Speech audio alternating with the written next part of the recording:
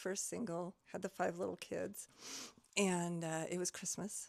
And my mother is wonderfully caring and planful and has great common sense.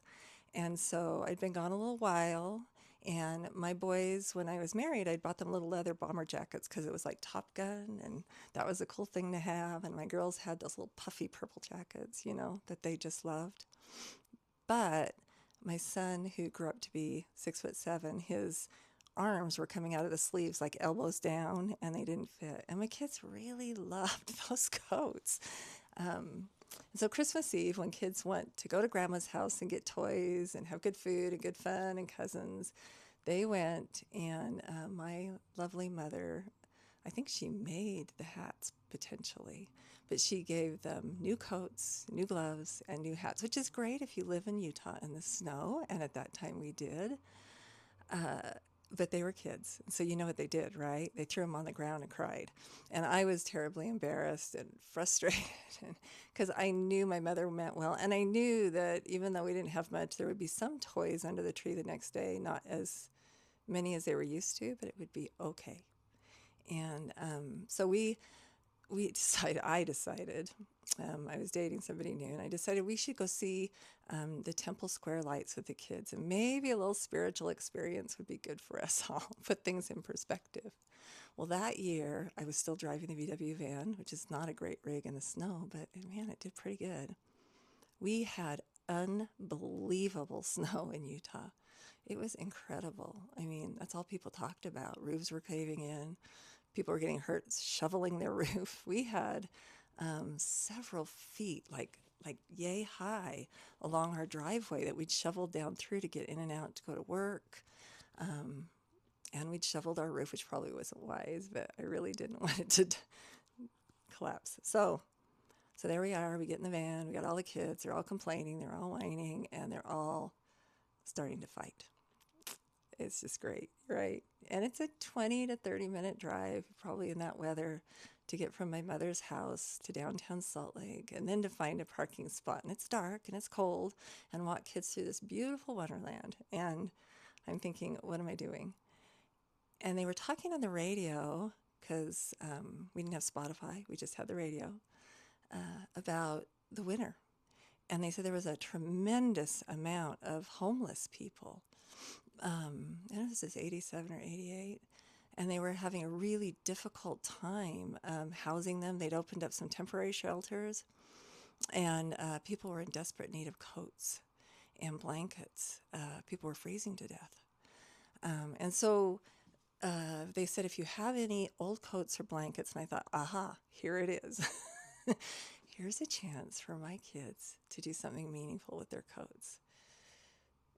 Not really thinking about the fact that they're too little to understand, probably. And they gave an address for a shelter, and it was like the next exit. And so I got off I-15. And when we went down under the overpass, there were people up in the cement under the overpass eating and sitting. And I thought, oh my gosh, it's so cold and it's cement, and there were children and adults. And so we went a little further down to the address, and it turns out it was like a old grocery store. So it had like the double sliding doors, and they'd papered all the windows over. And I hoped I was at the right place, but I wasn't really sure. There wasn't really a shelter sign. And it could have been one of the temporaries that they had set up. So I told my kids to stay in the car, and I got out. So you know what the kids did, right? They got out right behind me. They didn't listen, because that's what kids do. And I started heading to the front door of the shelter. And when I got close to the doors spread open, open, and out came this, probably 35-year-old man, and he wasn't dressed very warmly, I noticed. And I thought, oh, I just have kids' coats. And he said, they're full, but don't worry, I'll take care of you. And he had this shopping cart full of newspapers and this lightweight jacket. And I was just like, I was mind blown that there I had come to do my little thing. He had nothing. And he saw me with all these kids behind me, and he was volunteering to take care of us. He said, there's food under the overpass. They're doing like a Christmas dinner, and if we go and we get there quick, there'll be some left. And I was just like, oh, I still cry when I think about him. What a spectacular human being. Like, what a heart. And I said to him, I said, you know, we're just here to donate some coats, and I'm sorry, but they're just for kids. And he goes, kids, coats. And the papers separate, and here are two little kids, probably 4, maybe 3, in the newspapers in the shopping cart. Well, see, now my nose will get red because I'm crying. My kids threw their old coats in the cart. The other kids started putting them on. They had T-shirts on and nothing. And then my kids threw their new gloves and their new hats in the cart, and I let them. And he thanked us and walked away, and I tried to load him back in the car, and we were just silent.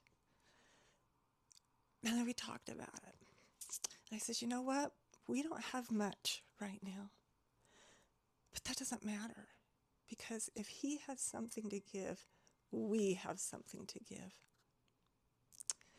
And that opens up a whole world in my heart of things that we can do for others. In my mind, hoping that I could shift their focus from everything they lost to what they had to give. We have talked about that story as a family every Christmas for all the years we've been together. And almost every one of them, you know, when you have to write an essay for Christmas, this is the one they've written. I think this is a moment, a pivotal moment in time for us as a family.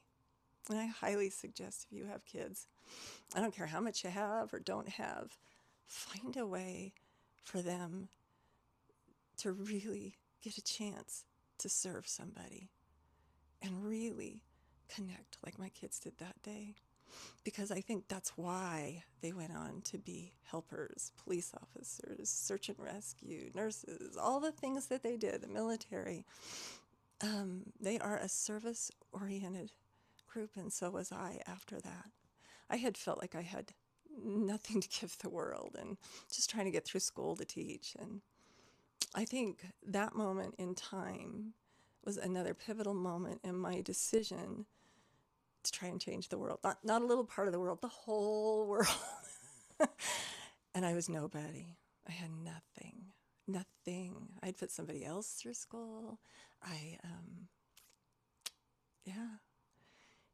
And yet, being nobody and being nothing, and just making that decision allowed me to want to change the experience of other men and women like me that had ended up in a very unexpected moment alone, really probably through no fault of their own. I can't think of a thing I did to deserve what happened, or any of us.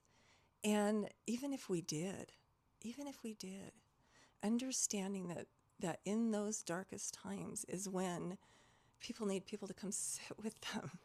They need a man in a T-shirt to say, don't worry, I've got you. There's food. I know where it is. And just to care. And I had kind of a different experience, but I really wanted that experience to happen for others, and it changed me. So no matter how much you have in your life, think about it. What do you care about? What do you want to do for others? What matters? What experiences have you had that have been all for your good that could help you help somebody else? Because you don't have to be anybody, because I'm not anybody special, I promise. So that's life 360.